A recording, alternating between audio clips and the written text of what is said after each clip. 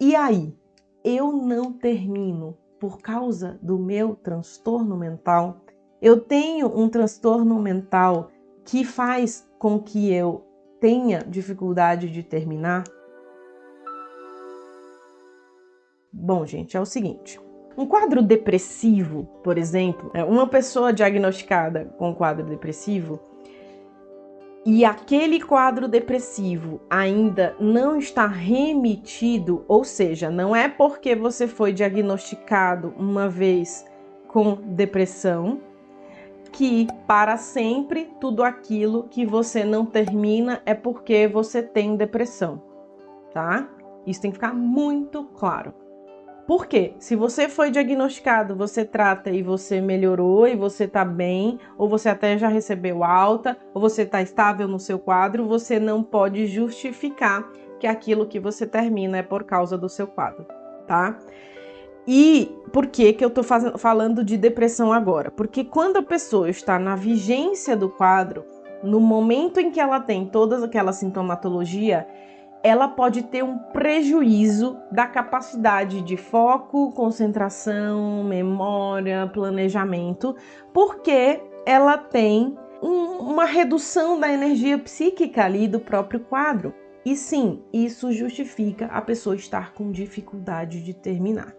No entanto, isso só se justifica pós-diagnóstico, tá? A pessoa sempre foi assim no sentido de comportamento, tem dificuldade de lidar com a frustração, tem dificuldade de lidar com situações que ela não tem controle toda a vida, e aí depois que ela teve um episódio depressivo, ela justifica como sendo a depressão. Nesse caso, não, tá? Nesse caso, não. Mas sendo do episódio, sim. Outro quadro que pode fazer com que a pessoa tenha dificuldade de terminar o que começa.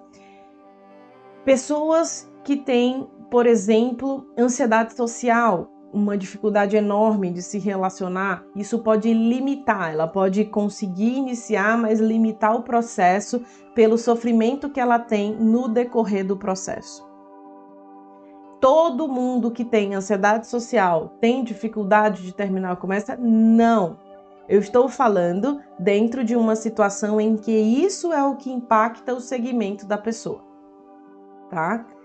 É um dos motivos. Alguém que sofre, por exemplo, de agorafobia, que tem medo de passar mal, aí ela começa e não continua. É todo mundo? Também não, mas quem tem também pode trabalhar isso, por isso a importância de psicoterapia, né? Trabalhar isso para um processo gradativo aí de exposição à situação, quando a gente está falando de exposição gradativa, né? E de teste. Vamos dar um exemplo de academia. Perguntaram isso hoje na caixinha lá da outra rede social, né? Como eu faço para lidar, como faço para lidar com medo do coração acelerar no exercício físico, né? Você começa gradativamente para não ser mais um que você vai colecionar como algo que você parou. Você avisa para o seu preparador, se você tem um preparador físico, se não você faz isso gradativamente. Começa devagar, aceitando o próprio corpo, entendendo o próprio corpo, e aí você vai vendo que, nossa, acelerar na verdade nesse caso é normal, é esperado, é fisiológico, né? O meu corpo tem que fazer isso.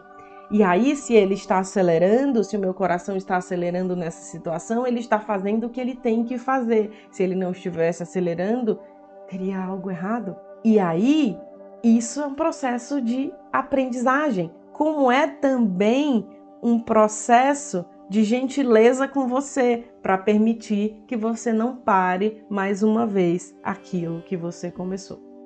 Respeito ao processo. Agora, existe um quadro que é transtorno de déficit de atenção e hiperatividade, o que a gente chama de TDAH.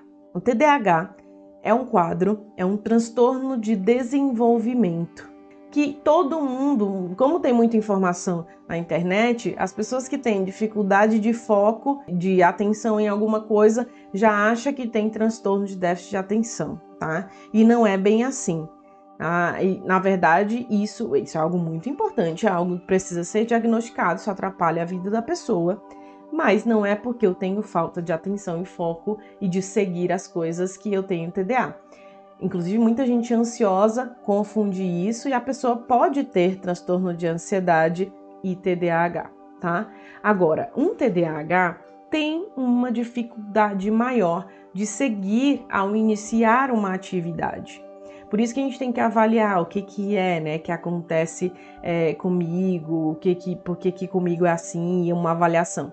Porque o TDAH, ele pode ser bem impulsivo na decisão sobre iniciar algo e também parar muito rapidamente pela dificuldade de seguir em um mesmo projeto, porque ele tende, de uma forma muito mais fácil de explicar, ele tende a alterar o foco e a entediar fácil em determinadas situações, tá?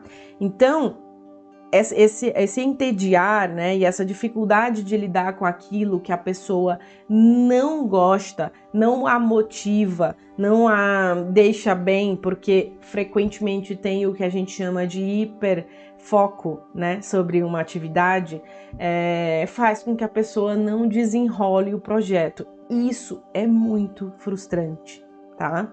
Por isso que tem que tratar, por isso que tem que entender sobre si. É um quadro que a pessoa fica muito triste e é muito exaustivo, porque é custoso energeticamente para a pessoa, né, conseguir seguir alguma coisa, inclusive seguir no dia a dia, porque ela tem um prejuízo nos circuitos cerebrais mesmo, né, é um transtorno de desenvolvimento.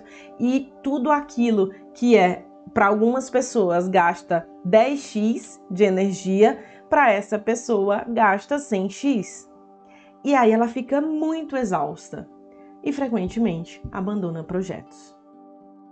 A gente às vezes fala que no TDAH as pessoas acabam deprimindo por exaustão inicialmente, né?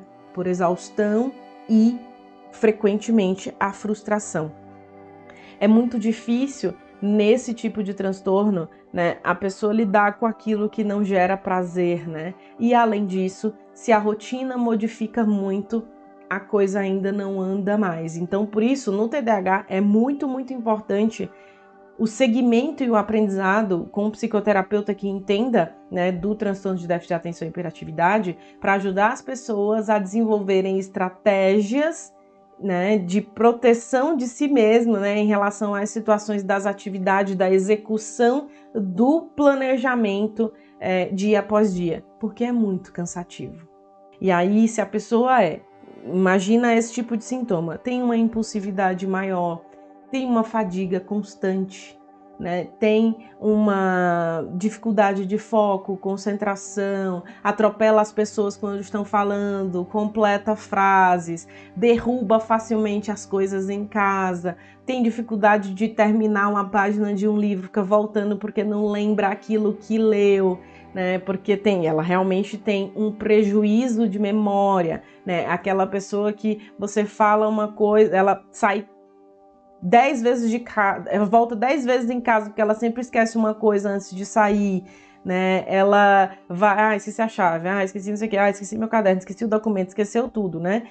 Existe um prejuízo de memória mesmo, né? Então, essa rotina, esse circuito, né, de bem organizado facilita a vida de quem tem transtornos de déficit de atenção e faz com que a pessoa consiga seguir em projetos, tá?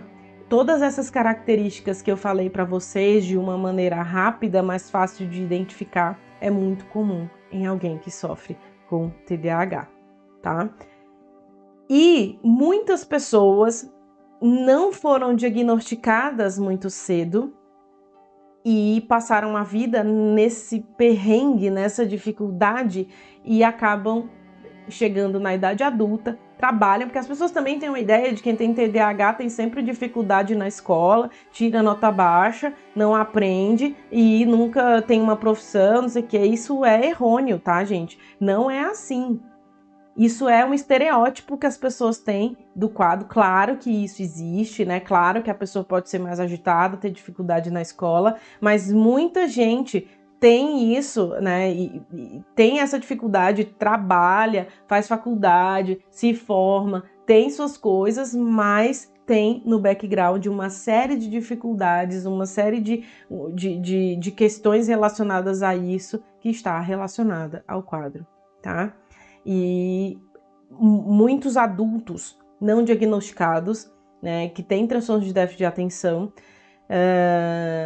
acabam desenvolvendo uma série de estratégias ao longo da vida que nem a pessoa percebia que para os outros era mais fácil.